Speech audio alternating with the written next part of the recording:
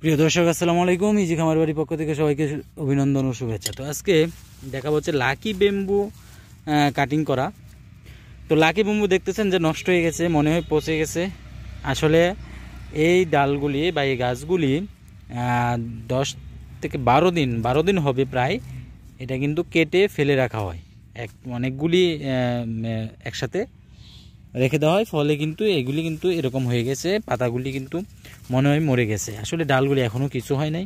এটা এত শক্তিশালী বা এত কষ্ট সহিংস গাছ বা এত শক্তিশালী গাছ যে এটা 10-12 দিন এভাবে কেটে ফেলে রাখা হয়, তারপরও কিন্তু এটা কিছু হয় না। তারপরও কিন্তু এটা কাটিং থেকে চারা তৈরি হবে।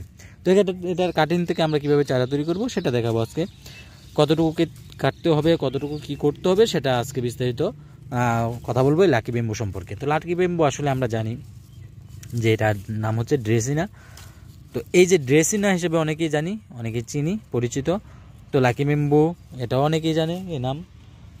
এইটার গাছ থেকে আমরা চারা তৈরি করব। এখানে দেখেন এই যে কাটিংটা, এটা থেকে আমরা কাটিং তৈরি করব।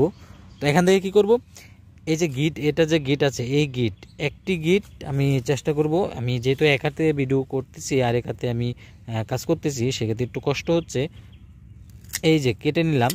তো এখানে যেন আমার এটা মাটিতে আমি রোপণ করতে পারি, একটি গিট যেন আমার মাটিতে রোপণ করা হয়, এইভাবে আমার কাটতে হবে। তাহলে উপরে থাকতে হবে 2টি বা 3টি গিটও থাকতে পারে। তাহলে আমার এখানে 4 আঙ্গুল বা 5 আঙ্গুল এরকম করে আমি কিন্তু এটা কাটিং দিব। তো এই যে কাটিং দিচ্ছি এখানে, তাহলে আমার একটি গিট যদি নিচে থাকে মাটির, তাহলে আরও 2টি গিট কিন্তু উপরে থাকবে।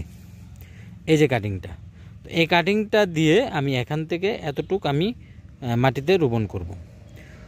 তো রোপণ আমি দেখাচ্ছি, কীভাবে রোপণ করব সেটাও দেখাবো।